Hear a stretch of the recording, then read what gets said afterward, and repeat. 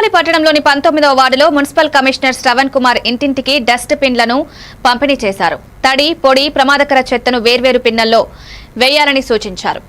పారిశుద్ధ కార్మికులకు ఉపయోగకరంగా ఉండే విధంగా ప్రణాళిక ప్రకారం పనిచేస్తున్నట్లు తెలిపారు.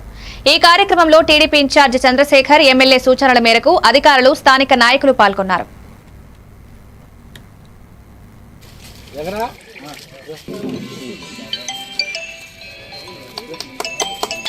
అందరికీ శాసనసభ్యులు శ్రీ దగ్గమాటి వెంకటకృష్ణారెడ్డి గారి సూచనల మేరకు కావలి పురపాలక సంఘంలో చెత్తపై కొత్త సమరం అనే కార్యక్రమం ప్రారంభించడం జరిగింది.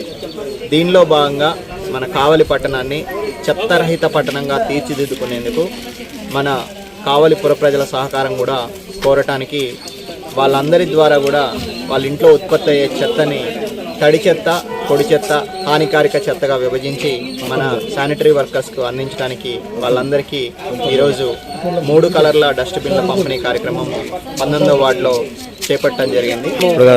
ఇంట్లో నుంచి వచ్చే చెత్తని వేరు చేసి మనము మన శానిటేషన్ వర్కర్స్కి ఇవ్వగలిగితే తప్పనిసరిగా దాన్ని అంతా కూడా మనము తడి చెత్తని ఎరువుగా ప్రాసెస్ చేస్తున్నాం. అలానే పొడి చెత్తని మనం బెయిల్స్గా కట్టి వివిధ రకాలైన ఫ్యాక్టరీలకు పంపిస్తున్నాం. అలానే హానికారక చెత్తని మనము డంప్ సైట్లో చేసి చెత్త అనేది ఎక్కడ కూడా పేరుకొని పోకుండా చేయడానికి మనము ప్రణాళిక సిద్ధం చేసి దాన్ని అమలు పరుస్తున్నాం. దీంట్లో ముఖ్యంగా మాకు ప్రజల నుంచి కావాల్సిన సహకారం ఏంటంటే వేరు